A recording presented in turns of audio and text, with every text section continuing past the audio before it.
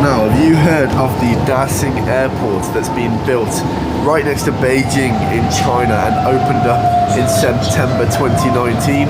I'm sure you have. It's the biggest single terminal in the world.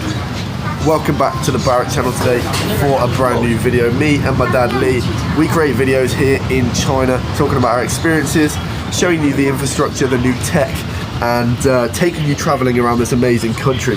So if you're into that, drop a like on this video, help us out, and subscribe so you don't miss any future ones. We are on right now the express train that runs from Beijing through to the Daxing Airport, and this was built specifically to get people from Beijing to the airport. It goes twice as fast as any other metro train. It can go 160 kilometers an hour, and it takes 20 minutes to go from Beijing all the way to the airport. We're going to show you around. It's going to be a great time, so stick with us and we'll take you there.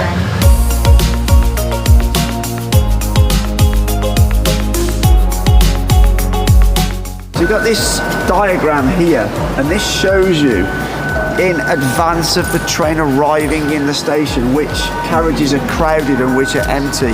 So when you're lining up to get the train along the platform, you know where to stand, where the least crowded carriages are going to be. And to be honest, that's the first time I've ever seen anything like that. I think the metro comes into the station on a 2 levels down, so we have to go up 2 levels to get to the airport terminal building. If you're wondering, we are here with China Radio International. That's why you're going to see us following around with a bunch of people. We've been here with them for a few days and been showing us around different parts of Beijing, and we're going to have loads more Beijing content on the channel already and on its way, so stay tuned.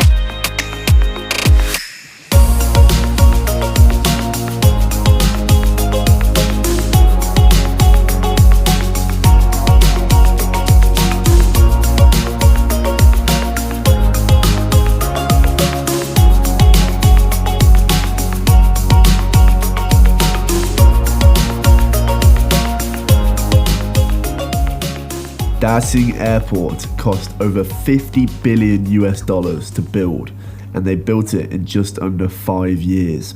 It opened up in September 2019, and it was built because Beijing's original airport couldn't cope with as many passengers as they were taking.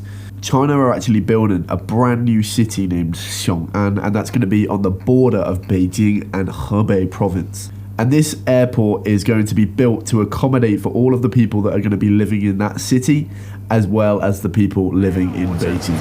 There's basically 6 levels to this airport. So the first 2 levels, the very lowest level is where the subway comes in from local other areas of Beijing, and it's line 10. Then you get the Daxing Airport Express, which interestingly only costs 35 RMB, which is about $5.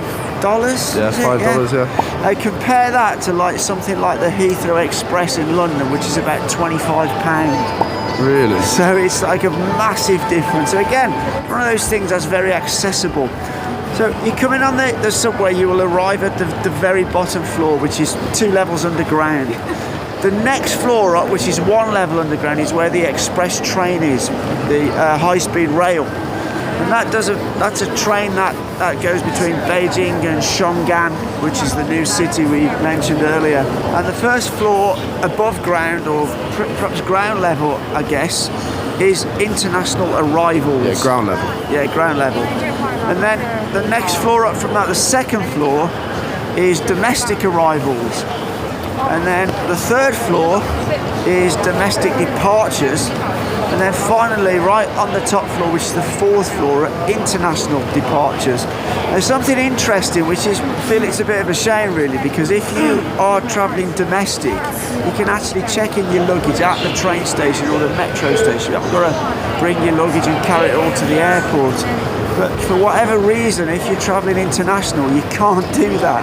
Something they've really tried to do with the design of this building is to reduce the time it takes to walk to your gate. So they say on paper that from the middle of the airport it should only take 8 minutes maximum to walk to every single gate in the airport, which is not a very long time, because Other ones that I've been to, you can be walking for 15-20 minutes. Yeah, it's actually a starfish design. And just interestingly, this airport was designed by a Middle Eastern company. Zaha Hadid. Yeah, Zaha Hadid. And it's a very unique design in that, if you notice, they only used 8 vertical columns in the design of the building, so it's not littered with like columns. It's quite open spaces. Less than 5 years to build. It's for a project of this big. That is insane. That is insane. That's just, it comes back down to the speed and the rate of which China can do these projects, because they have such a huge amount of people that they're able to pull from different provinces to put into a project like this. Currently has 4 runways, but that later will expand to 7. And some of the runways are bi-directional, which is apparently something that is not usual. So they can have planes taking and landing off from either direction on a runway. Oh. And once it's up to full capacity, it will be able to handle 620,000 flights per year and over 100 million passengers.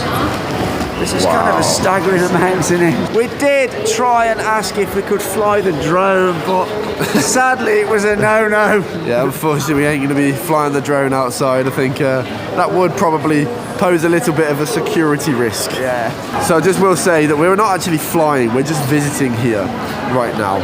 So we'll do our best to show you around as much as we can, and hopefully we'll be coming back here to fly to or from this airport in the very near future. So I've just arrived on the 4th floor, and this is where you really get a glimpse of the architectural structure on the roof here. I hope you can see and conceptualize that as well as I can through the camera, because that's really, really, really something. It's almost like a big bouquet of flowers opening up into the roof. That looks really kind of special. One of the maddest parts about building like an airport is not just the fact that they've got to design it, it's the fact that they've got to be super skilled people to understand all the physics and the maths behind the materials that they're using, and how hot the building's going to get, and how much, how energy efficient it can be when they build it this way or build it that way. There's so many things to consider when building a structure like this. They use some geothermal in this. It's apparently one of the greenest buildings. They have a lot of sort of, I don't know. Doesn't look very green, mate. No, but it's pretty white. It has a lot of green credentials, So this is a very, very nice restaurant that, unfortunately, because this area over here is the entry to the international flights, which right now has been completely shut down because of COVID. Just because of the area in the airport where this restaurant opened up, it's completely squashed their business, which is probably something they really didn't expect when they opened that up in 2019. And that's kind of a shame, because it looks like a real nice place, and I'd quite like to have a drink or something there. So above here you can see these kinds of blocks on top. That is representing the Tiananmen Square, and that points in the exact direction of it going out of that window, which is kind of cool. And the other side of where I've just shown you the Tiananmen Square model, this is on the other side. That's pretty incredible.